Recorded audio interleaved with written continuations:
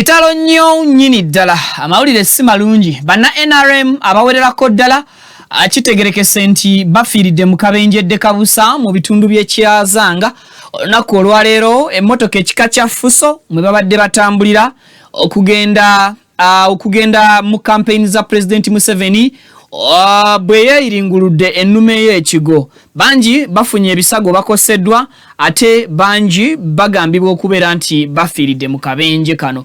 Ngenda kuba nkuwa details nga bwe ziri na biki ebigenze maaso ku bulamu bw'abantu abakoseddwa. Bwe nvaakaawo Obuganda bukeeredde mu kunyolwa kitalo kya nnaku si mawulire malungi nnyo wakati mu nyiike ey'amaanyi Owekitiibwa Katikkiro wa Buganda Charles Peter Mayiga akedde kuwa mawulire ga kunyolwa eri Buganda n'Abaganda okutwaliza wamu Omumbejja Diana Balizza Mugale avudde mu bulamu bw'ensi eno.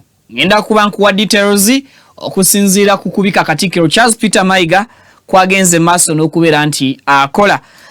Kakati dwo lutalo olubadde mu studio omukulu Secretary General wa NUP ngagenda maaso n'okubaako omu ku banna NRM omuwagizi gwa Kayana naye alulese studio ekoledde era nga ekutte omuliro atugenda kubeera nga tubitegeera bulungi nnyo era nga tugenda bigwe nyalwe. Kakati bo banna NRM abegwanyiza era abenyumiririza mu government eno mu kaseera nga protecting against Uganda ekyalina nyiike mu kulaba nti omuntu akyaweebwa omuti gwa sabbuni ogw'enkumi oba enkumi etaano ate bw'atyo n'atandika okubeera nga awaayo akaluluke ku lw'omuti gwa sabbuni. Tugenda kuba tubitunuulira era tugenda kubeera nga tubiraba bulungi nnyo. Congratulations Honorable Geoffrey Rutaya olunaku olwaleero atikkiddwa era nga kakati wetwogerera ebitabo bye byongedde okuba nga biggumira. Asomeddewa asomye eki byonna tugenda kubeera nga tubikuwa mu bujjuvu osobole okuba nga obitegeerera ddala bulungi nnyo nnyini ddala. Kakati ate ye omupoliisi wa prisoni oba omukuumi w'amakomera agenze maaso n'okubeera nga ate olunaku olwaleero avaayo n'akakasanga bw'agenda okwegatta ku kunoonya akalulu ka Robert Kyagulanyi Ssentamu ebukedeya olunaku olwaleero zinadde okunywa nsonga kye yamugobeza mu force akujeemera bakama abe biragiro bye bamuwa of course n'okuba nti abamugamba oba bamulanga okuba nti akozesa omutimbagano n'ayogera ebyama by'ekitongole kya prison oba ebyama by'ekitongole ekyamakomera. Tugenda kuba tubitunuulira. Ye Dr. Sarah Birete agenze maaso n'okubeera nga agamba bannayuganda temulina kubeera batiitiizi. Yes, Dr. Sarah Birete yasinzidde ku mukutu gw'amawulire ogumu ono naawa bannayuganda courage oba obuvumu n'abasaba nti basobola okugoba dictator rule eno eri mu ggwanga Uganda olwaleero n'abasaba nti basobola okustopinga the impunity eri mu b'ebyokwerinda ne mu government officials olunaku olwaleero. Tugenda kubeera tubitunuulira mu buufu obufaanaganako ko bwe butyo. Kakati ate bo abana NRM abagufudde omuze gw'okutimbula ebipande by'abo abeesimbyewo naddala bali ku ludda oluvuganya government. Ebipande bya Robert Kyagulanyi Ssentamu balabiddwako misana ttuku ku butambi bwe tusobodde okufuna nga batimbula ebipande ebya presidential candidate Robert Kyagulanyi Ssentamu waggulu ku muti and then ne bamala ne basimbawo we bajja ekyoli ne basimbawo ekya presidential candidate waabwe Yoweri Kaguta Museveni. Mu mbeera eyo police ekutta abantu 7 mu kiro ekikesezo olunaku olwaleero era nga bano bonna baggaliddwa bakuumibwa ku CPS mu kibuga Kampala nga bwe bateekateeka emisango gyabwe. Nsonga ki ezikwasizza bano era babakwatidde luddawa na kiki ekiddako oluvannyuma lw'okukwatibwa kwabwe tugenda kubeera nga tubitunuulira. Bobi Wine yes olunaku olwaleero akedde kubeera nga ate okutyakwe oba okulabula eri bannabukedde yajagenda okubanga akuba kampeyini ye enaggala olunaku akawungeezi k'olunaku olwaleero nga we wateekeddwawo ekibeera ekyefaananyiriza n'ekyo ekibeera ekyabagwako mu district ey'Embarara ne district ey'Eggulu abantu abambadde engoye za NRM be bastaginga ne bagenda maaso n'okukola effujjo ku bawagizi ba NUP. So ne ku mulundi guno His Excellency Kyagulanyi Ssentamu Robert akakasa nti ebukedeya yafunye amawulire nti Speaker wa Parliament Anita Among yawomye omutwe mu nteekateeka zino ez'okulaba nga abantu abakozi b'effujjo bakola effujjo ku bawagizi be. Tugenda kubeera nga tubiraba nga tubitunuulira nkiriza olwendo lw'amazzi oluninaanye wano nsooke endwe eyiwemu ate bwe nkomawo nsobole okutaggulula ku bigere ebigambo n'emboozi tubigaziye ate alukutambulire akutisibirira y'amenvu. Assalamu alaikum wa rahmatullahi wa barakatuh. Amanya Alhaji Idi Binywera Alkadiri omusomi weddwa ez'obuwanguzi duwe eziyambibwa Kongo ofukamidde ku kyoto ekyo kyolabaawo ekiyitibwa kanoonya ekikunoonyeza obuwanguzi ekikunoonyeza amaanyi ekikunoonyeza okufuna ekikunoonyeza emirembe mu dunia n'oba nga oli bweru wa ggwanga passport zo zakyankalana buli kimu kyonna ne visa ekyoto ekyo kyenneeyambisa n'enteekako ne empeke z'ebinyeebwa ezo n'enzisimba ku lusuku ekinyeebwa kibwe kimala okumera n'ekijanjaalo ekyo Allahumma gafiri wallahi yazukuna salatu wassalamu oba mazottuka ku buwanguzi amanya gego Alhaji Idi Binywera omusomi weddwa ey'obuwanguzi ey'ekibala okuli n'ekyoto ekyo kiyitibwa kanoonya eky'obuwanguzi ekikunoonyeza emaali ey'emikisa era ey'emirembe. Enamba yange eri 0703 54 69 ne ku WhatsApp kweri 0703 54 69. Assalamu alaikum wa rahmatullahi wa barakatuh. Assalamu alaikum wa rahmatullahi.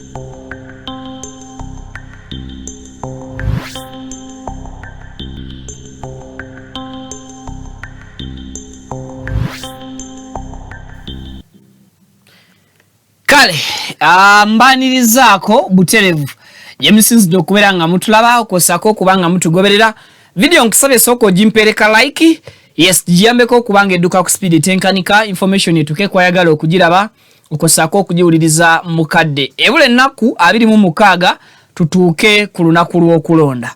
Yes, beranga akantu kano katunuulira nnyo kakulaga tubuzaayo ennaku mmeka okusobola okutuuka ku lunaku lw'okulonda gwe na Munnayuganda obeere ng'oli inno.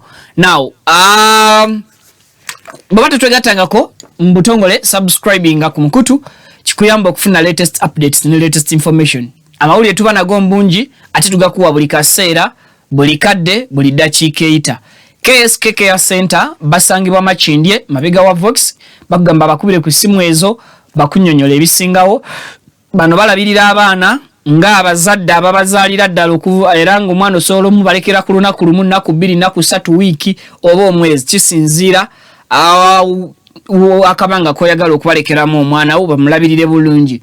Asonga ate Brain Train Infant and Primary School somero lisangibwa ku Salama Road Masajja bakugamba twala omwana wo bamubangule ku musingi ogw'ebyenjigiriza ebinywevu era ebirungi ddala ate nga school fees waabwe asoboka tebakandaaliriza nnyo bazadde wekituuka mu kuba nti babasaba akasenta akaweerera abaana kubanga nabo bakozi bamanyi embeera y'ebyenfuna bwetambula.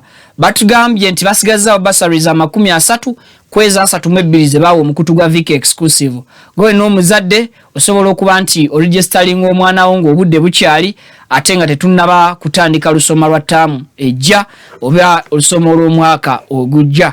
Bakubire ku simu ezo osobola okubeera nga ate ensonga nazo ozitegerera ddala bulungi nnyo nyini ddala ezisingako kaawo. Kakati kyanaku nnyo bana NRM abatamanyiddwa muwendo kigambibwa nti bafiiridde mu kabenje adde kabusa akaguddewo olunaku olwaleero mu bitundu by'ekyazanga bano bwe babadde nti bagenda okubanga bakampaininga oba bagenda ku campaign ya President Yoweri Kaguta Museveni.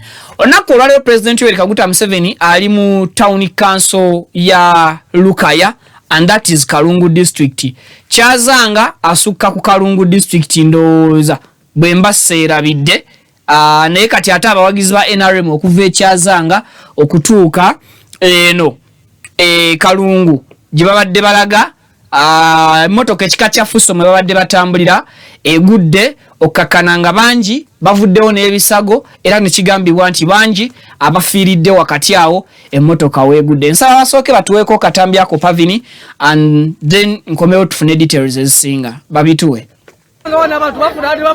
Ekyazanga wana abantu bafuna bakulaba President Museveni embirizi kibaito okwesiba mweni ale muteba kuwona kibaito okwesiba mweni ale muteba kuwona kibaito okwesiba mweni ale muteba kuwona buli ayina sati jamoji sule buli alina saati gijjamu ogisuule kale bava embirizi tebawonye ekyo kye balina okwesiba mu saati mawulire gasanyi wallahi gabako nga kinumye baana babandi kufa akirire wali wati wansi ekinumye baana babandi kufa naye ekikwesibamu enyalemu mugite looze mukiraba ekiriwo buli alina yero gisuulaawo buli alina yero gijjemu ogiteekaawo ekyo kye bayita okwesibamu enyalemu jakiwulira baita okwesibamu emyala kale emmoloka okutta abaana b'enyalemu bano singa eya Museveni yegudde n'afa n'avaawo nengera emmoloka weebuza abaana babandi bonna ebase ebajjeewo kasinga abaana okufuna accident abululu mumeka obwononekedde wano abaana agenda olonda enkyukakyuka kasinga eya Museveni yegudde n'afiira mu kabenje abaana ade bava kusanyuka bava mbirizi ndowooza kati mukiraba kati za yelo bwe buzibu emwagala kukyuka kati munduka abaana abakoseddwa babo bayisiddwa bubi babo babatwala ndowooza mukiraba abantu bayisiddwa bubi emmoloka yina enyiza abantu emmoloka yina enyiza abantu abaana abadde bava embirizi sekitubagambe esaati z'enyalemu muziboole babakadde mulona kintu kyonna kyayero temuwulira butana kintu kyonna kyayero temuwulira mujja kiwulira kale emmoloka okutta abaana b'enyalemu bano singa eya Museveni yegudde kale amaloboozi agali mu katambi ako siga mukutu gwa Viki exclusive yadde abagiddukanya amaloboozi ago ga muntu eyakutta akatambi ako tubadde tetulina ngeri yakugakyusa naye abantu eva buli aba NRM bwe bafuna obuzibu tebabeera basanyufu. I don't know balwaki bwe wabaako baganda baffe bwe tufaanaganya omusaayi n'ekikula bwe bafuna obuzibu naddala nga ba NRM abantu abo basinga okujja oba abadduukirize tebafuna tebabawa buyambi bwa bigambo biwooma. I don't know ekintu ekyo kigenda kikula simanyi oba lwaki mu Uganda muno nti omuntu wa NRM kati bwafuna obuzibu ate basooka mupokera bigambo mujjukira nina n'akatambi ke nabalageera mmotoka kika kya Fuso yatomera driver nice wabubi yali avuga bipande bya President Museveni era abajja okumuyamba basooka gaana kumuwa buyambi but later alone ne bamuwa buyambi ne bamusika mu mmotoka eyo ate ne basobola okumuddusa mu ddwaliro naye kyannaku nnyo eri abo abafiiridde mu kabenje ako bwe babanga bawerako ne bwaba muntu omu nga bulamu bwa muntu omu bwe buluguddemu mu kabenje ako Mukama agire maaso n'okubasonyiwa kakati abafunye ebisago nabo Mukama asuuse mu bufu obufaanaganako bwe butyo kakati Lwengo Kyazanga is a town council yes ekitundu akabenje gye kagudde kakati Lwengo district Kyazanga ali mu Lwengo district kakati ate olwalero President Museveni ali mu Kalungu district mu Lukaya town council ndoza ebintu bino bitegerekeka akabenje we kagudde mu Kyazanga town council mu district ye Lwengo President Museveni leero ali Lukaya town council mu mu Kalungu district. I think waliwo difference nene katusubire nti babadde tebagenda oba badde tebava ku campaign agenda kubeera Kalungu again Lukaya olwalero at the same time abeere ne Kalangala campaigning program ya NRM ku presidential level lwe bagenda okubeera nga batambula kakati simanyi bano babadde babatwala eno mu Lukaya town council mu district endala nga babajja eri mu district endala kibadde kitya awo tubuzeemu okunnyonnyolwa okutuufu naye era bwengejje kiri nti bano bazze kuyamba buyambi bayinza okuba badde tebamanyi kituufu naye nga emmotoka babadde mu kika kya Fuso ey'emitayimbwa emmotoka ezo tuzirabako nga zikubyeko obugule nga zikubyeko abantu nga enfunda nnyingi bagamba NRM esomba abantu naye nga NRM bagamba nti basomba abantu ne speaker yakyogerako mu parliament of recently nga agamba nti ne motoka za police ezo zaali tezisombye bantu kuoloba NRM zaali zisombye ba church members ba choir mu bufu obufanaganako bwe butyo bwe tuba tuvuddeyo olunaku olwaleero Owekitiibwa Katikkiro Charles Peter Mayiga akedde kubeera nga abikira Obuganda n'Abaganda okutwalizaamu ne Uganda yonna nga Omumbejja Dana bwavudde mu nsi olunaku olwaleero. Saagala kuteekawo nnyo bigambo byange engeri kiri nti mu Buganda naddala abantu abamu abali mu lulyo lwa Kabaka balina engeri gye bababikamu. Munzikirize nsome busomi post ya Katikkiro Owekitiibwa bwagitaddeyo.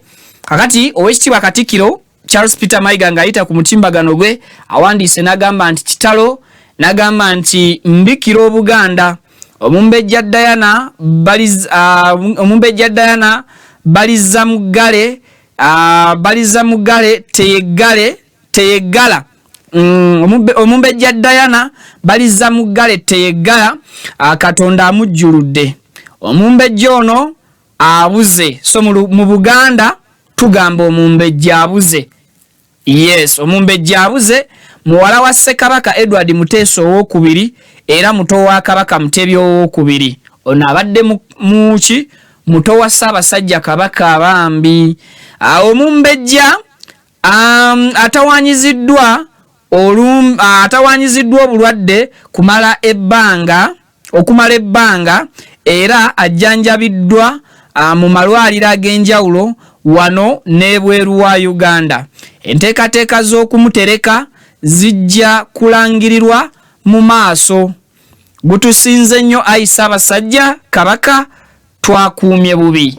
So mu Buganda tugamba nti Omumbejja Diana abuze. Yes, kitalo nnyo nnyini ddala ayi Ssaabasajja Kabaka bene gutusinze twakuumye bubi.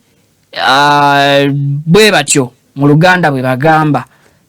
Tusabe Mukama amulamuze kisa Omumbejja. Simanyi oba ebyo byennyongerako ate naye ebyo kambireke songerako munono yange kyesijja kutegeera bulungi kasita omukulu Katikkiro atubikidde Omumbejja agenze etagenda badda.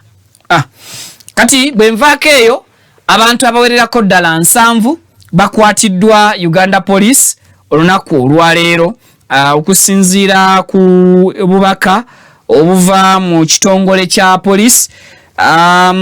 Bo buli ludda wa wano abantu 7. Okebebo abantu abo 7 bakwatiddwa mu kiro olunaku olwaleero oluvannyuma lwa police okukola ebikwekweto bano ne bazindiriza mu kifo we babadde basinziira ne betandika okwedistributinga mu bitundu by'e Kampala n'emiriraano nga bagenda banyagulula abantu. Mu bano be bakutte police egamba mwe muli ne bakondo abanyakula obusawo bw'abantu, mwe muli bano abamenya amayumba ne babba abantu nga bali mu mayumba ga bulusi nga tebaliiwo, mwe muli abantu abalina emize ejisuuza banna Uganda baba banna Kampala kutebuuke.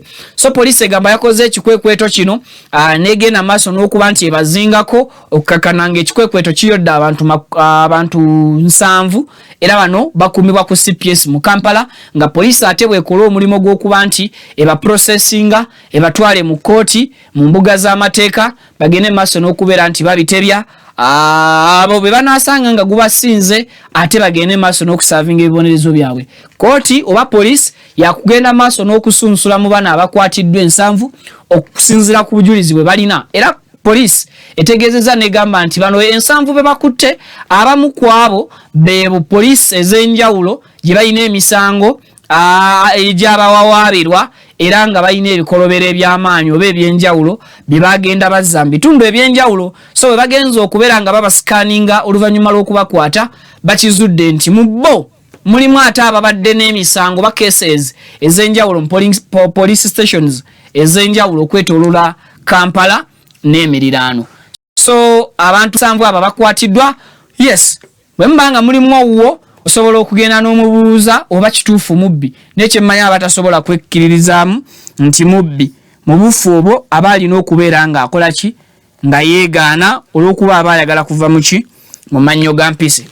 Kakati ye Bobi Wine olwaleero bw'abadde tannasimbula kugenda kuwenja kalulu ke, olwaleero agenda Bukedde yeeyo ye wali main rally, agambye nti yafunyeeko amawulire agalaga nti Speaker wa Parliament Anita Among yeekobanye mu kkobaane ery'okubanga lituusibwa ku banna NUP abawagizi n'abamu ku batambula ne Robert Kyagulanyi Ssentamu batya. Mwami Kyagulanyi agamba nti ebimu ku ebyo ebyabatuukako mu ggulu ne mbalala ebyabakolwako ebikola ebitaali birungi, abantu abaali bambadde engoye za NRM bwe bagenda maaso n'okukola effujjo ku bawagizi baabwe, nti ekintu ekyo kyekimu kyekiteekateekeddwa mu bitundu bino eby'Ebukeddeya. Mwami Kyagulanyi agenda okubeera nga campaigningira olunaku olwaleero. Nsaba bamumpeeko ye kennyini mu ddoboozi lye obubaka n'ebigambo abyeyogerere nga biva mu kamwa ke babimpe. Mu Luganda tweyanziza nnyo okwagala omukwano n'obuwagizi bwe tuweereddwa mu bitundu bino eby'Etteeso n'okutukuuma wiiki nnamba. Olwaleero tugenda Ngora ne Bukeddeya, naye kikulu nnyo okutegeeza eggwanga twafunye amawulire nti mukyala Anita Among ategese abatuju, ategese abayaayi nga bakute ebifaananyi bya Museveni, abalanga b'ebisezi feesi okututulugunya n'otulumbagana nga bwe baakola eggulu era nga bwe baakola ennooya. Newankubadde nga mulaba tutambula na mmotoka z'amagye nnyingi abagenda batugoberera, batambula n'emmotoka za poliisi nnyingi abagenda batugoberera si kutuwa bukuumi, si kutuwa security, wabula kutiisatiisa abantu. Bategeezezza nti abasirikale n'amagye be bakuuma abayaayi Anita Among bateeseteese okukola effujjo. Nevertheless tugenda Bukeddeya ne Ngora kubanga kimanyiddwa Electoral Commission tulina okubaayo ne tukampeininga, tujja kuba tetulina teeka n'erimu lyetumenye ogendayo okampeyini. Bye bigambo by'omukulu. Leero bagenda Amora ne Bukeddeya. Wenzijidde ku mpewo nga Amora agifuluma ayolekera district y'e Bukeddeya. Bw'abadde ali awo era olunaku olwaleero yeebazizza nnyo Bannateso region okubeera nti bamu welcoming ze wiiki eno okumpi nnamba n'okubeera nti bamuyisiza mu mbeera ey'okumulaga omukwano mu kabanga konna kasagguliddeyo obuwagizi, era bano bo n'abakakasa nti eno ayinza obutakomawo naye era kaabaweerereza eddala lumu obubaka bwa Krismasi oba abaagalize lumu amazaalibwa ga Yesu Kristo agasembedde agabulako ennaku 5 zokka kuba leero ziri ennaku z'omwezi 2 ennaku z'omwezi 25 ffenna tukimanyi bulungi nti yebeera Krismasi y'ensi yonna okutwaliza awamu bwe tutawukanya nnyo time differences. So obubaka obwo bwa Krismasi bwawadde abantu b'Etteeso ab'e Buganda abagambye mwe mugumiikirize akyayirira wamu nammwe eri gyavudde jasse ku bigere. Nsaba n'obubaka obwo nabwo obumpe ate to receiving omulundi gumu babutuweeko. Etteeso naye njagala okwagaliza abantu b'Etteeso Christmas ennungi, nubagaliza omwaka ogw'eddembe, omwaka ogw'emirembe, omwaka ogw'okwenunula, omwaka 2026. Mabe Kampala tujja balaba, abe Buganda tuli mu njira tuli kwida n'abe Busoga n'abe bitundu ebirala tunabagaliza Christmas ku kiseera ekituufu. Katukyali mu struggle. Thank you very much. Moving time.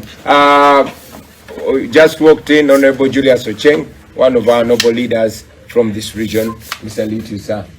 Yeah, he's a member of parliament for Kaberamaido. Sorry, I'm so sorry, for Kaperebiong.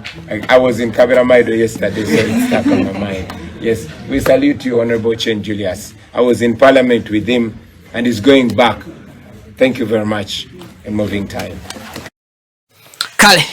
So bwe batyo bwe basimbudde ne batandika okubeera nga batalaga mora bagenze zino ziri ssaawa 9 wendi codingidde essaawa zino bali kubeera nti betadde mu ddene okutuuka mu district y'e Bukeddeya gye bagenda okuba olukuŋŋaana lwabwe gaggadde. Tujja kuba tudda mu stories zaffe zikoze olunaku akawungeezi tubawe ebisingawoko ku nsonga eyo.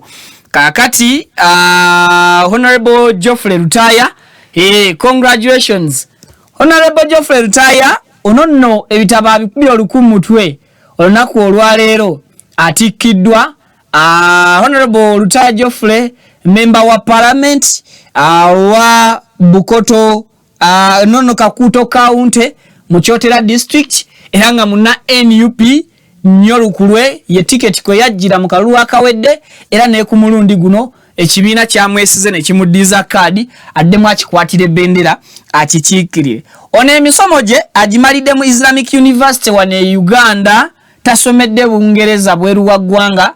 Musajje kalamu agikakalabiriza wano mu Islamic University. Ate tasomye yekka ne Seruga bawa kusaasira naye nategezeddwako nti ebitabo yabikubye olukumu mu mutwe era naye bamutikidde yamaliriza okusoma. Kakati asomye bachelor's degree in administration and management. Musajja kakati ebitabo bye byeyongeddeko endaba ye ebintu ekyuseemu bannakakuuto mu kyotereeyo omuntu wammwe wuuyo akomyewo nga abalaga progressinga. Luli yajja senior 6 yakagimala kati ku mulundi gunaze nga ebitabo ayongeddeko yadde Luli yasoma ne mutabani we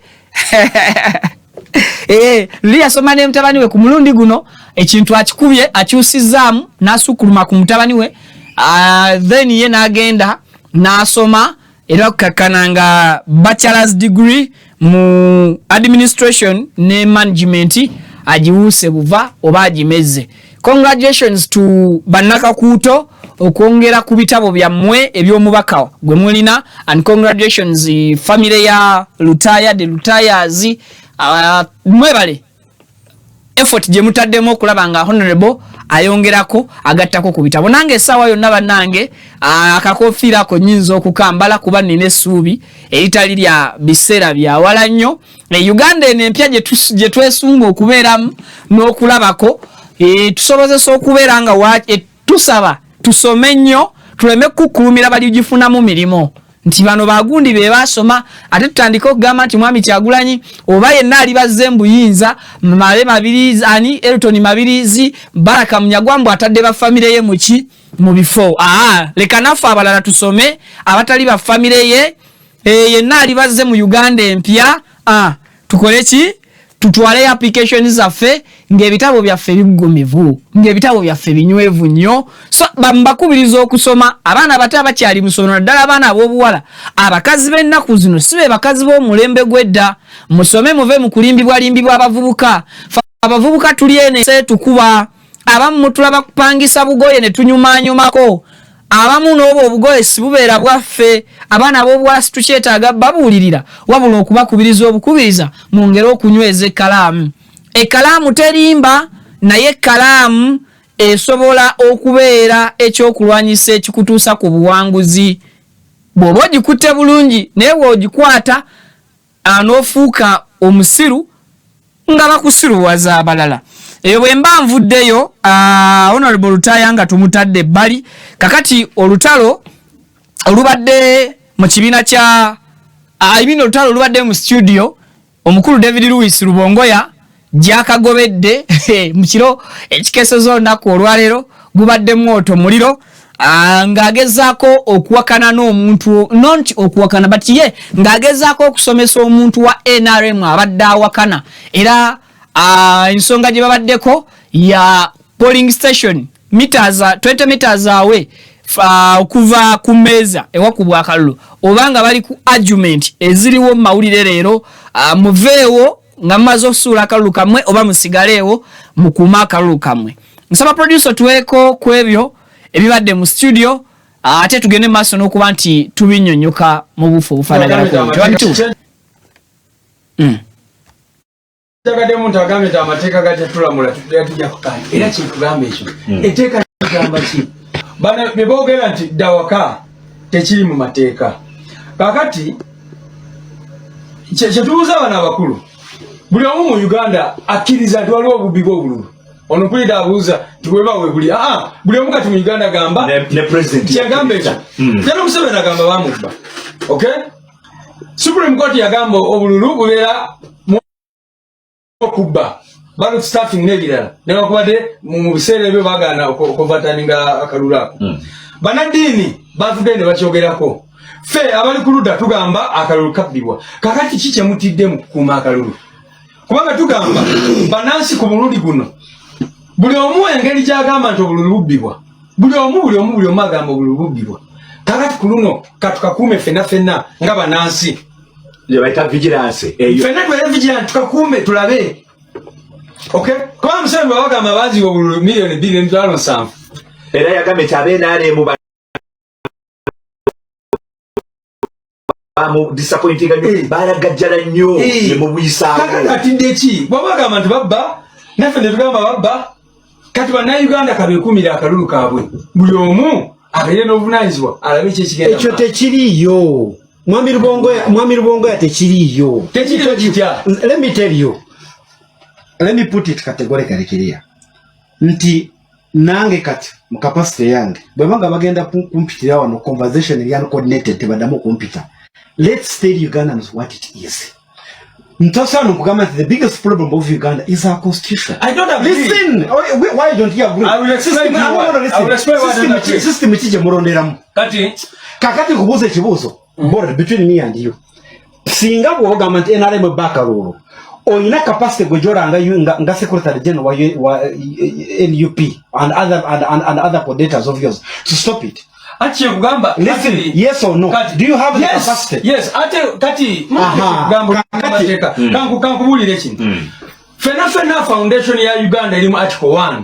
All power belongs to the people. Obuyinza n'obuyinza bonna buli mu bantu. Bameka. So miliona na mumwenda buyinza ki chotegereza mwe no listen, I don't talk like NRM. I am talking like a Ugandan. Ekikuluma kinuma. And the biggest problem with Jamurina is close and tife. We live on Mars. We don't live here in Uganda. Echkuruma chinumba. Edward yogena muri yenena. Orugudo watambula ko gutambula. So omusoro I don't speak national radio. I speak like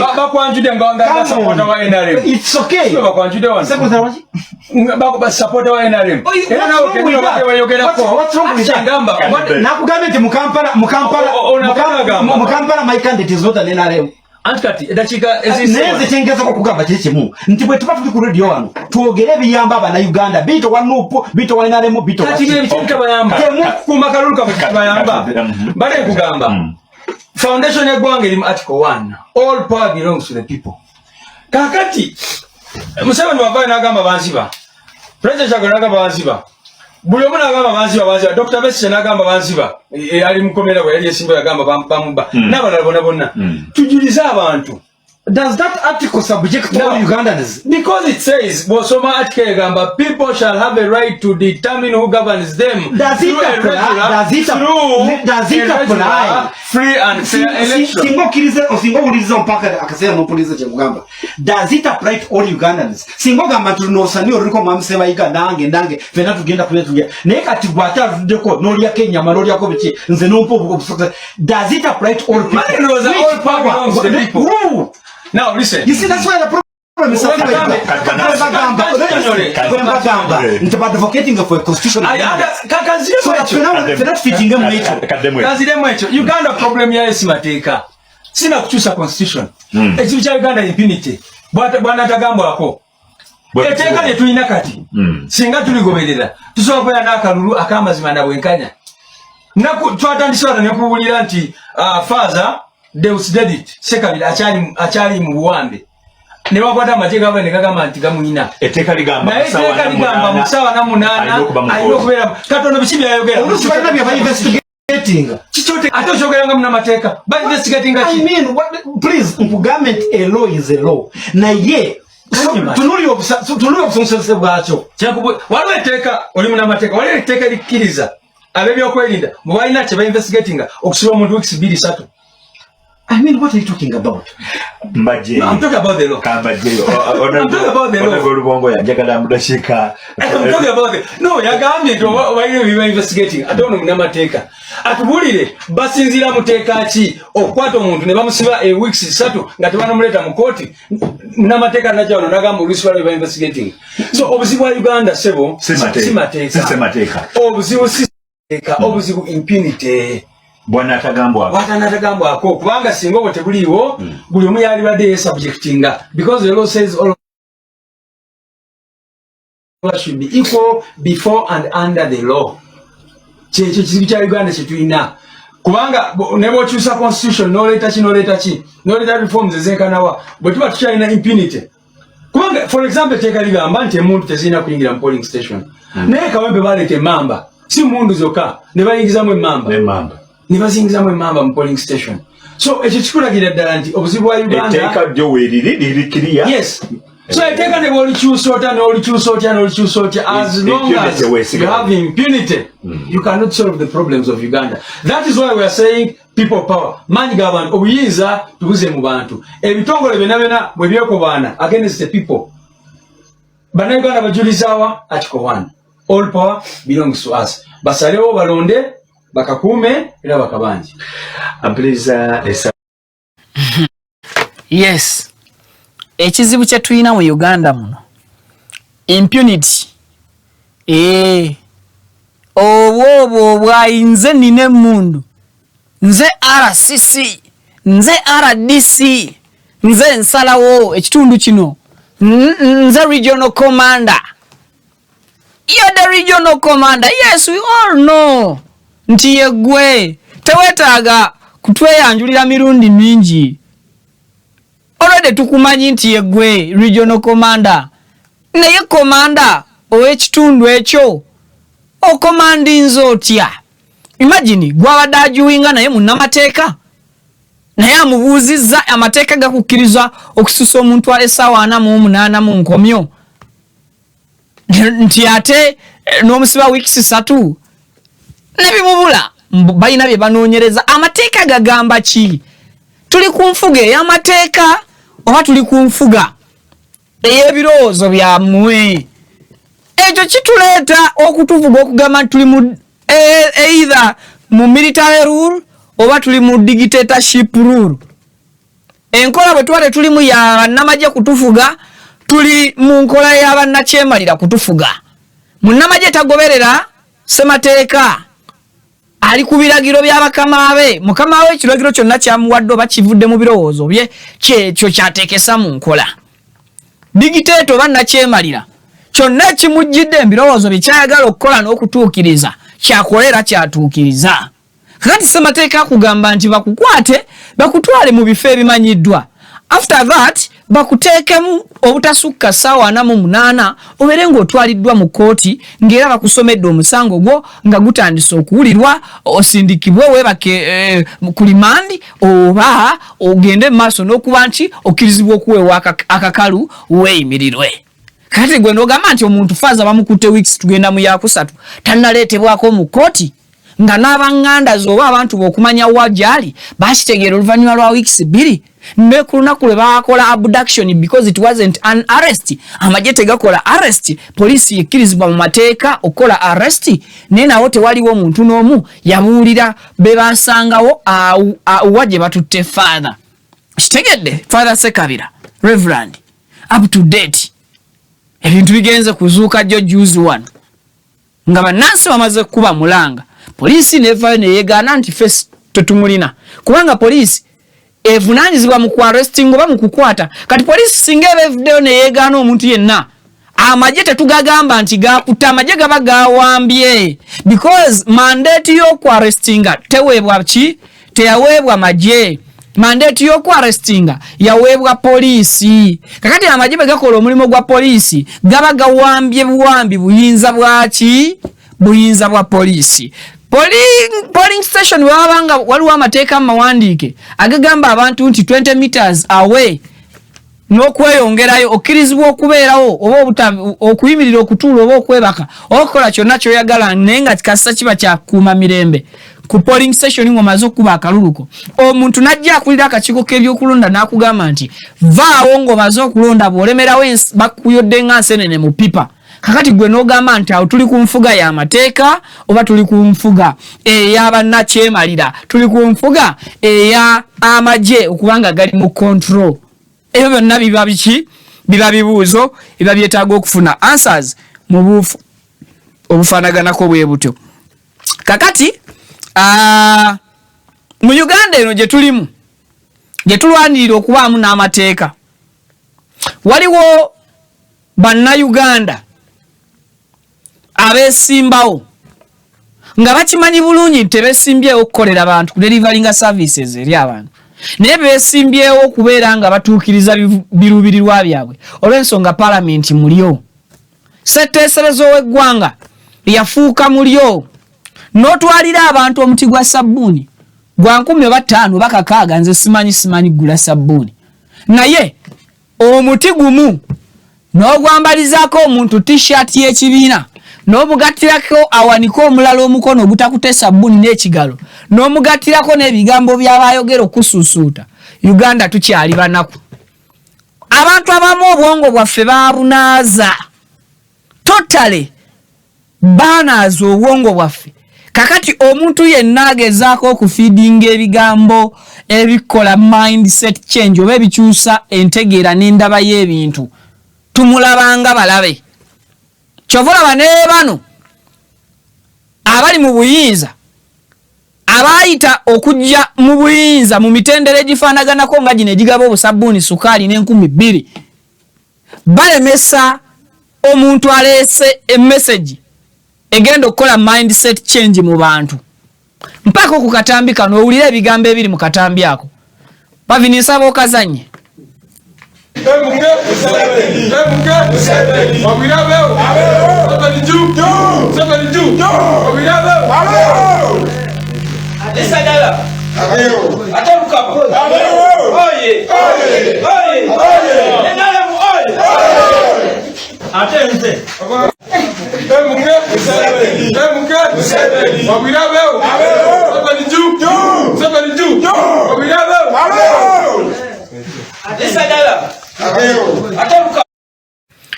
ndowooza owulidde ensonga ezo basabira mwami Museveni kalulu kakati lwaki abantu batera obutezi mbeera President Museveni ne beegulira sabbuuni nga sabbuuni ali affordable kuba sabbuuni bamukutte bamufunye lwa bbeeyi ya sabbuuni kuba teesobola mugula ate n'abeesobola omugula banyigirizibwa kuba size ssente ze baaliguze sabbuuni oyo kakati gwe omubawadde kw'osinziira okubaligattirako n'amaloboozi ag'ewaggulu era ag'omwanguka nga bwe babeera jju nga bwe baba bakuba ekigalo ky'akalulu bakwongera ekisanja ku muti gwa sabbuuni.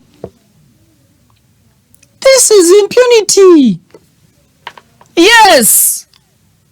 Mufuusa bannantagambwako katubagambeko ekyo kikyamu ate okwo kwonna kugulirira bululu. That is not a sign of a free and fair election. Ako si kabonero ka kalulu k'amazima na buki na bwenkanya. That is already a bribe. Eyo nguzi joli kuwa omuntu atunda akalulu ke. On that day of 15th, asobola okujjukira ani yamuwa omuti gwa sabbuuni. I would like to request the entire country, but please, buli abawadde obusente, buli abawadde obuntuntu obufaanana, simanya sabbuuni alira bodi n'ebifaananyi byabwe, simanya babawadde bupiira, babawadde ki, mubakuba akalulu. Yes, vote them out. Nga tebasobola na babanja. Because they do that illegally. Bachikola kumenya mateeka, bachikolera mu bumenyi bwa mateeka. It's not illegal. It's illegal to bribe voters. Muri kuliisa nguzi balonzi. And please, Mr. Simon Mugenyi byabakama, come and see this. Candidates are busy bribing voters. Is it a free and fair election? You promised the country that anyone who will be seen bribing voters, he will be disqualified. Please come and help us and disqualify. Mbadde ngenda bavume ekigambo ekibi. Mbadde ngenda bagamba ekigambo ekibi. Ne jangu atuyamba otujjire mu bano mu lwokaano. Abagenda bagaba n'ebujjujju bwabwe bujju. Imagine abantu ku mulembe guno 21st century siasa kyabiri mugumu tukyali mu kunoonya akalulu n'omuti gwa sabbuuni. You people namwe muleke kwedongowaza nnyo, you the voters. Abalonzi temwedowaza nnyo to that level. Sabbuuni ogwo bakuwadde tagenda na kwoza bintu wo, ne bw'oba ogambye just wash bintu byokka utensils, tebugenda kumala busabbuuni obwo, kakate kagenda kwoza mpaka 15 kagenda kuggwawo. How many times are you going to wash your clothes? Nogwo omuti gwa sabbuuni gukumazeeko. Please, voters, Ugandan citizens, mwebereremu. Vote these bullshits out. Bano basiru mubalonde baveewo, mubakuba akalulu. Abo basiru obwombuyita busiru, because they are doing this out of the constitution, out of the law. They are doing it illegally. Buno busabu ante bwennyini. You cannot bribe voters like that. Tosobola. No. Nedda. Kati nga nange mama wange bamulaba mu ebyo. Akalulu ke nga bakabuguza muti gwa sabbuuni gwe asobola okunkubira essimu ne mutera kaaga ku ssimu. Yadde sikaina nenkeola ku kyali wange. Yadde sabbuuni wa bbeeyi atya wa bugubi. Okumufuna mu byalo eyo akakaaga ke kambula okugulira mama wange omuti gwa sabbuuni. That is bullshit. How can you? It is impossible. Tekisoboka. We know omulala agenda kwata katuka munyu. Imagine omunyu gw'olukaago oba 10 oba 2 kuguno omusolo ogulinnya buli lunaku sobola na kutebereza bbeeyi ya bintu. Walisanganga n'omunyu gwa 2 oba 10 bwe twagulanga 3 n'ebitaano. Babongeze omusolo ku bintu bino basobole okubalemesa okubyetuusaako.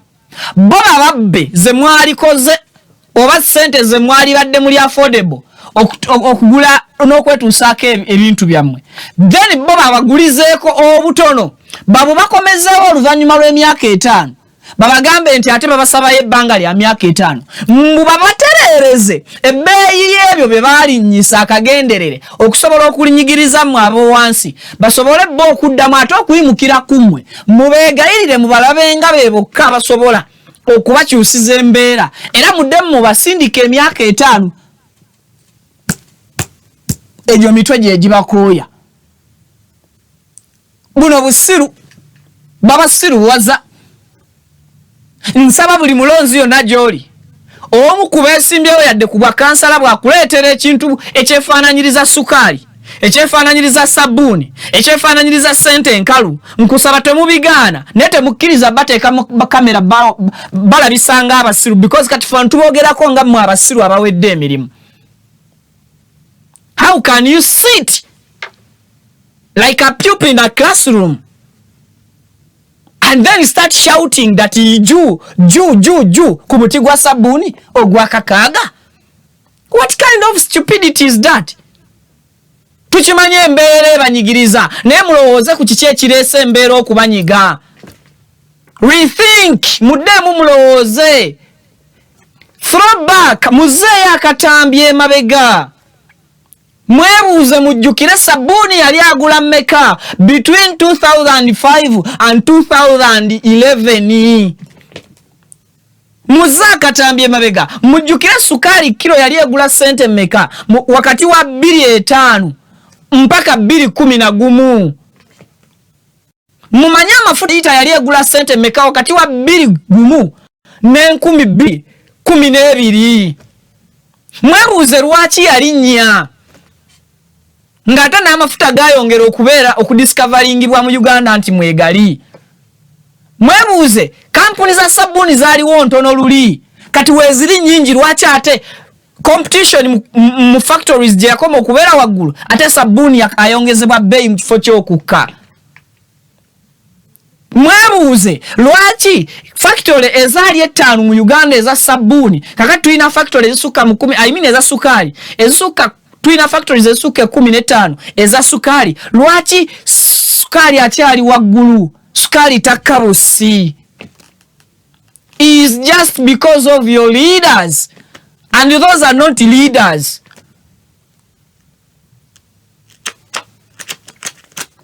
Sifuka musumba wa byabufuzi. Eyo mpitiddeyo buyitizi.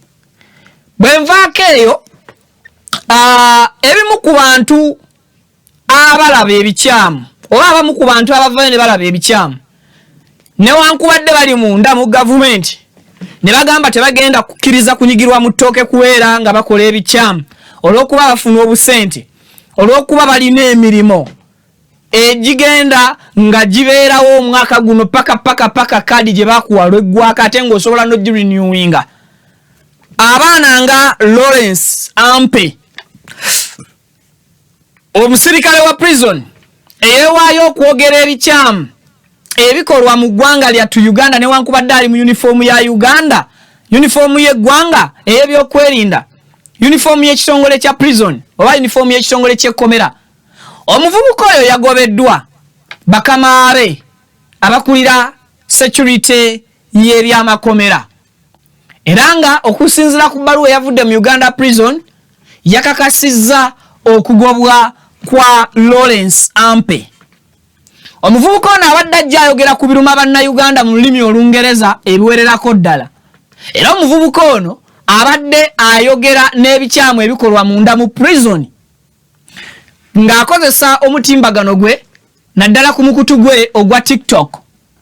Ebbaluwa eyo yakakasizza nga Ampe bw'atakyali mukozi wa kitongole kya prison era ne bamusaba ahandinge over oba akwate ebintu bya gavumenti abizzeeyo agende maaso n'okuba ntakyalina kakwate ku kitongole ky'amakomera. Ampe Lawrence yakutte bulungi uniform eyamuweebwa, kaadi eyamuweebwa, engatto ezaamuweebwa n'abikwata n'abihanding over eri Osoomu gw'amanyi obulungi nti ajja kutuusa ebintu eri bakamaabe ab'ekitongole ky'amakomera. Era Ampe Lawrence yagenze maaso n'okubeera nga alaga nga officially bw'ahandinze over era alekulidde omulimu guweddewo poliisi bye bye. Omusango gwe bamulanze bakamaabe nti abadde ayanika obuziina bw'ekitongole kya prison ku mutimbagano okwosaako n'okuba nti abadde ajeemera ebiragiro ebimuweebwa bakamaabe. Mu kwogera kwa Lawrence Ampe, omusirikale abadde akuuma amakomera agamba nti ebikolwa ebitali bya bwenkanya n'abantu abasibirwa obwereere ye ng'omuntu ayagala okusavinga eggwanga lye mu mazima n'obwenkanya awulira nga opposition si gye yandyegwanyiza okubeeramu oba awulira nga ataalayira kukola ekyo. So n'olwekyo afadhaali abeerawo nga talina mulimo naye nga ali very certified mu mutima gwe nti si mukozi wa bikoloberwa, si muteekesa wa biragiro ebinyigiriza abalala olw'okuba ye alina omusaala oba asanyusa bakamaabe abamuwa orders. Nsaba mpe katambyako kennyini nga tetunnaba kugenda na mukali ng'ali mu uniform. Bakatuwe. Fellow officers, it is good to serve your nation, but the question remains the same. Which government are you serving under? The government which is corrupt, which is detaining people unlawfully, which is killing people, which has colonized the constitution. That one should not be served. That government should be removed.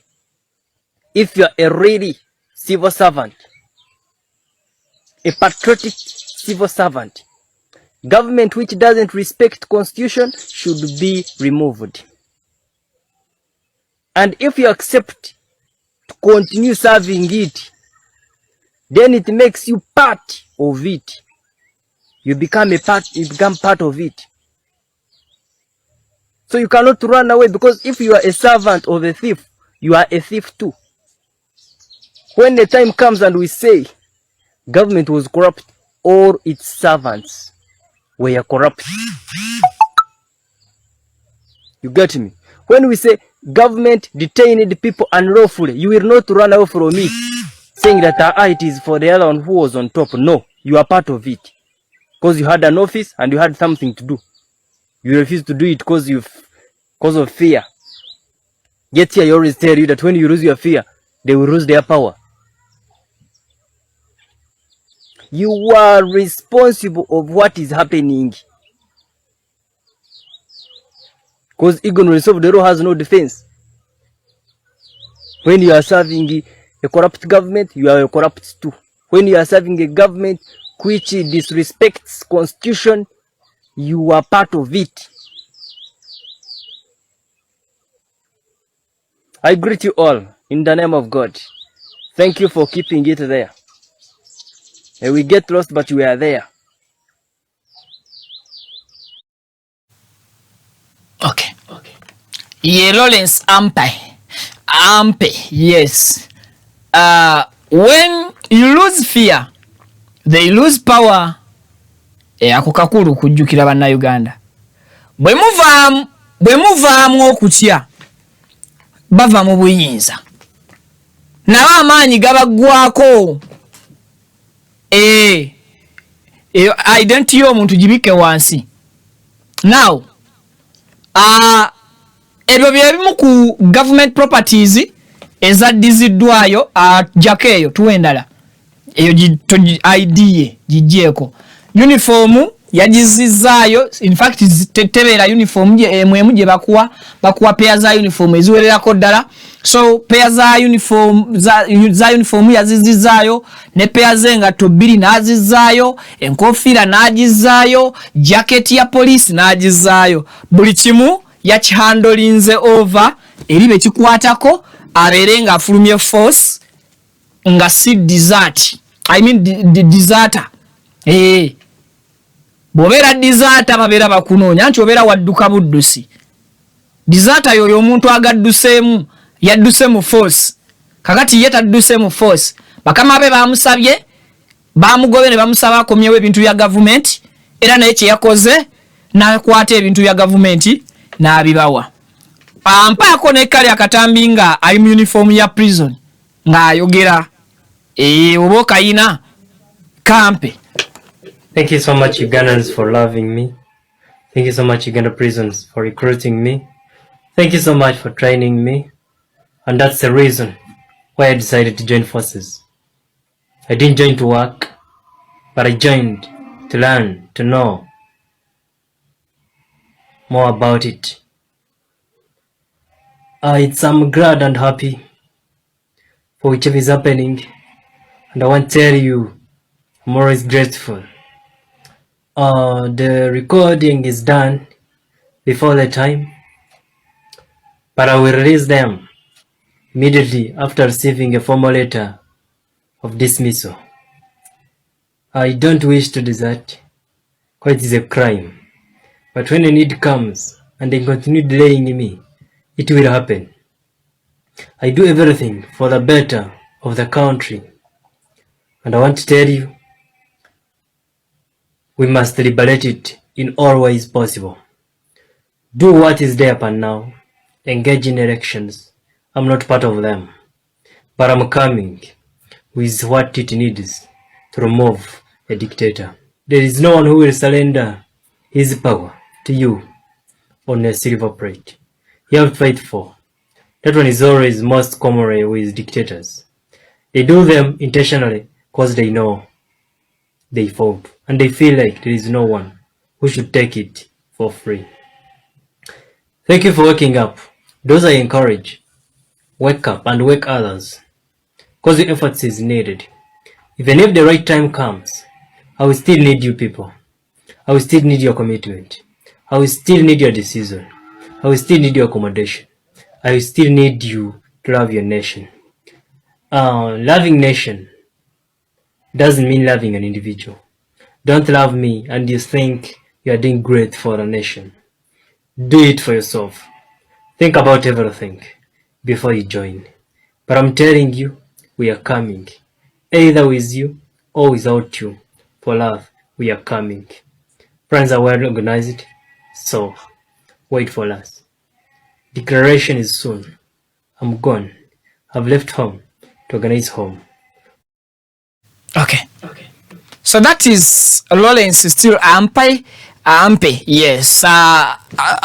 Freedom always comes to those who fight, but not to those who cry. Yes. Freedom doesn't come on silver plate. Tejiranga kao ku silver plate kakeke dembe teriba lya kakeka. Edembe bali rwanirira. Tebamala gava buvyeri nti Viki tukuwadde dembe. No. Then ensonga yendala nti abali mu buyinza olunaku olwaleero ye gwayise dictator. Nti dictator awulira ne banne nga bagamba balwana okuleeta emirembe. Kakati tebaagala muntu yenna kubayingirira mu kye balwanirira. Era nga bo balowooza nti bebokka abagwanidde, tewaliwo muntu mulala yenna agwanidde kubeera nga akwata mu ntebe y'eggwanga oba aweereza mu bifo bye balimu. Bebo ba dictators.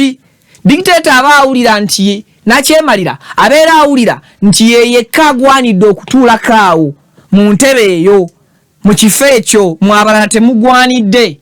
Kakati Lawrence akugamba nti ke kaseera yasimbudde okubeera nga yegatta kwaba abalwanirira eggwanga lyabwe, nga takikola lwa kwagala kwe, wabula akikola lwa kubeera nga nsi ye. Yebaziza akaseera kabeereddeko mu force ya security ya prison, era n'abagamba ye teyagenda mu prison kunoonya mulimu, yagenda kuyiga, kuweereza, okusaako n'okubaako byakola ki byalaba, ayongera okuba nti alyekkaanya n'erisa eryenkaliriza. So therefore ampe Lawrence nategeddeko nti olwaleero ayinza okubeera ebukedde yeeyo nga yegasse ku campaign trail ya Robert Kyagulanyi Ssentamu, presidential candidate wa National Unity Platform, mu kaweefube gwalimu olw'okuwenja obululu. Sibalwise yeeyo yoyo katachi aliwa musirikali wa prison, era tomusanga n'omuyita afande, kati ye Lawrence ampe. Afande livuddeko. Yes. Ndowooza tusooke kubatimbula ebipande ensembeyo ne Dr. Sala. Abatimbula ebipande bya NRM. I mean ebya NUP. Ne mutimbayo ebipande bya NRM. What do you mean? Who are you in this country? Yemwe baani? Look what that. Mutimbula ebipande. Kyokka nga mukimanyi bulungi nti samateeka ogwagubalanga musango, saagubalanga ogwagubalira ddala musango. Ogw'okukwata ekipande ky'omu ku beesimbyewo n'okyonoona n'okisala oba n'okitimbula, omusango ogusobola okusimbya mu mbuga mu kooti era ne bakusindika ku limandi, sinakindi n'okusalira ekibonerezo. Naye lengera omusajja akoze emisango ebiri, kireke wali mbugazi, akoze emisango ebiri, adamejinze ayonoonye, at the same time n'agattako n'okujjayo okutimbula egyo misango ebiri. Kakati waliwo emisango emirala singa tugenda mu mateeka gumu ku gumu. Naye lengera kyagenda okukola, wennyini wajja ekipande ekiriko Robert Kyagulanyi Ssentamu. Labayo ekigenda okuddirira ejjogo ly'abantu bano. Oba tawuni kanso baazigula, oba ebibuga baabigula, bamugiddeyo ekipande kya olaba ali kujjawo n'ekirala ssebo asobole okuteekawo ekya President Museveni nga kimesunkana. Mulaba wansi awo jawulogoyo wansi bamusituliddewo ekipande bulungi ekya Museveni. Kakati ssebo omukulu kye bali mu kumuwa mu ovoro ye eya mwami Museveni, eriko ekifaananyi kya mwami Museveni. Kakati abakulu batimba wali wennyini we bajja ekifaananyi kya Robert Kyagulanyi Ssentamu ne candidate we. What kind of impunity? Bwe buno obwannaggwano bwe tubagamba. You feel like you're the only people who deserves to be in this country. Lwaki muwuliranga mmwe mwekka abagwanidde okubeera n'okweyagalira mu ggwanga lino? Why always you? Why the police cannot arrest you? Why can't other parties do the same? Whenever Kyagulanyi goes for campaigns, you always do the same. Ever. Mubera bambi mubachunya. Oh, that is injustice. What are you enkanya? Injustice in security agencies. Why can't you arrest these fools? Abo basiru sibagezi. I repeat it. Abo basiru, they are fools. Totally fools. For them to think that they are the only one abali no kushininga. They are the only one who owns that pole. Ogwo muti gwa masanyalaze nti bebagu owninga. Kyabuse era kyabusiru. Nalabye n'ekyo obusiru ekisembayo. Ekisawe ky'ennyonyi entebe. Kijjuddemu bifaananyi na billboard za President Museveni. As if ye kali mu lwokano. Singa omuntu omulala yenna akwata ekipande ekya presidential candidate omulala yenna n'akiteekayo basobola okiganya okubeerayo olunaku. Yo yakitimbyeyo tebasobola mukuba jeke. That impunity. Mu Uganda tulina injustice. Tulina impunity. Eri mu bantu, eri mu bitongole. Naddala ebiri ku side ya government. The same applies to the UPDF. Impunity is everywhere to government people. Producer babatu yambi natereka wakatambi ko musirikale owa UPDF alaganti alokodo wa NRA wa NUP mukakati ata mwegaseko oba yegase kweni NRM mboli abadde abajojo bya nyaba chunya nnyo. That nagwano lizimu ebali mu basajja mmwe ne bakazi mmwe. Where do you get the authority gwe owebyokwerinda ekuyingiza mu partisan politics? Where do you get the authority gwe ayambadde kala y'ekibiina kya NUP okuchuja owa kala ya NRM owa kala ya NRM nochunya owa NUP? Look at that. Mpaka ku malobozi ga katambi ako bakatuwenga bwe kali n'amalobozi gaako. Iwaneka sana kundya busole wano abadda musajja wa nupu nnyo era nga tutawanya nnyo naye kati akyuse ayingidde NRM era tumwebaza era sebo webale kujja kuyingira NRM.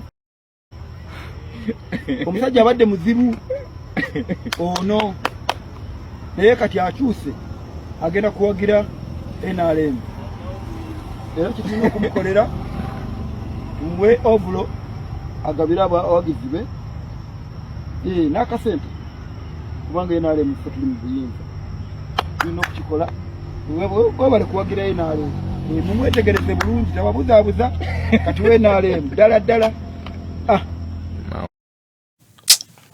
Now kiki kye mulowooza ekisukka ku bwannaggwano obuli mu bantu abo? Those are the same people abalina okukuuma akalulu k'Abannayuganda beebo.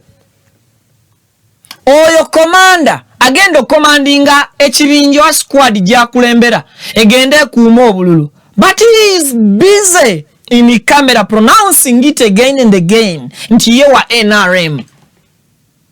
Nenga yo omuntu yomu yali mu byokwerinda ayabe mukama waabwe CDF General Muhoozi Kainerugaba yagenda maaso n'okugamba abantu nti olumala okulonda please run misinde paka ewo gy'ovudde oleke waabo aba NRM.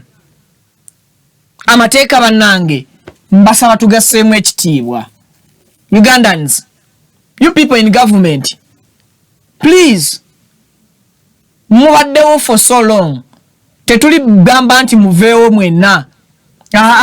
Tuli kugamba nti leka wabeewo ebikyuka. Ly'eddoboozi ly'abantu tebagamba nti tubagoba. Bagamba leka tukyuseemu. Ye call for ey'abantu.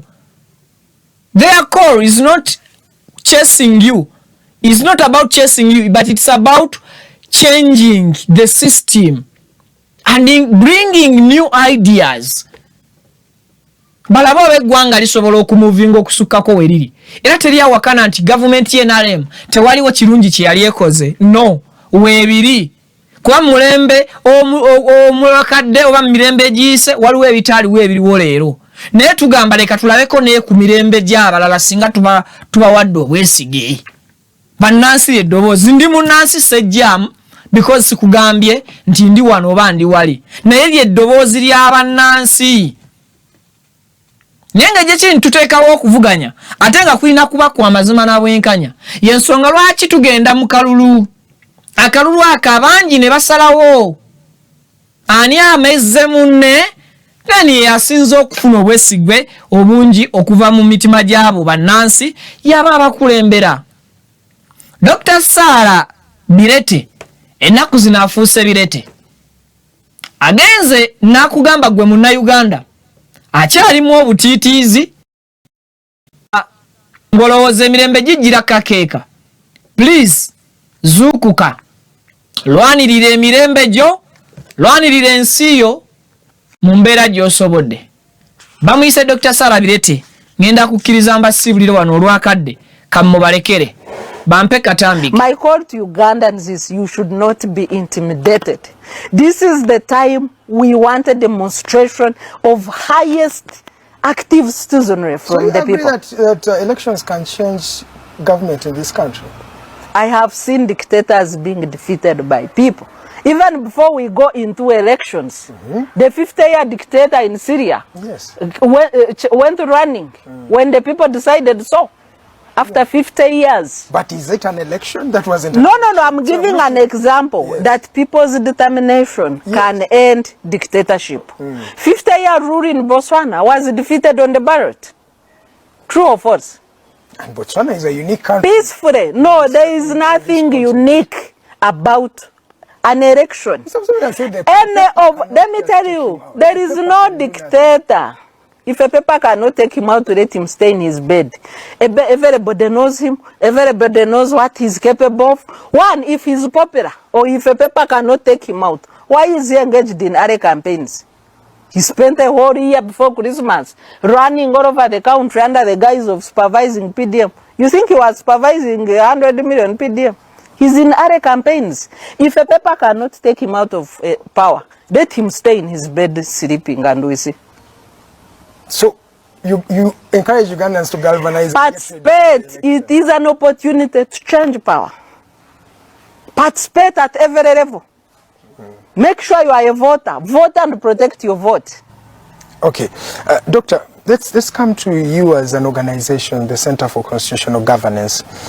As we prepare for the elections, I've told you already that human rights abuses are always also on the rampant. As the Center for Constitutional Governance, how ready are you for this particular year and generally those cases if they are to come up? Well, we usually engage in work on elections as the legal hub for election observers, but also civic education or voter education, encouraging young people to turn up to vote. A call that I've done, you cannot turn up unless you're registered. So let's use this window to register, verify our details, make sure we are eligible to vote. Assalamu alaikum wa rahmatullahi wa barakatuh. Amanya Alhaji Idi Binywera Alkadiri omusomi weddwa ez'obuwanguzi duwe eziyambibwako ngo ofukamidde ku kyoto ekyo kyolabaawo ekiyitibwa kanoonya ekikunoonyeza obuwanguzi ekikunoonyeza amaanyi ekikunoonyeza okufuna ekikunoonyeza emirembe mu dunia n'oba nga oli bweru wa ggwanga passport zo zakyankalana buli kimu kyonna ne visa ekyoto ekyo kye neeyambisa ne nteekako ne empeke z'ebinyeebwa ezo ne nzisimba ku lusuku ekinyeebwa kibwe kimala okumera n'ekijanjaalo ekyo Allahumma ghafir wallahi yazukuna salatu wassalamu bamaze tuka ku buwanguzi amanya gego Alhaji Idi Binywera omusomi weddwa ey'obuwanguzi ey'ekibala okuli n'ekyoto ekyo kiyitibwa kanoonya eky'obuwanguzi ekikunoonyeza emaali ey'emikisa era ey'emirembe enamba yange eri 0703546931 ne ku WhatsApp kweri 0703546931 Assalamu alaikum wa rahmatullahi wa barakatuh.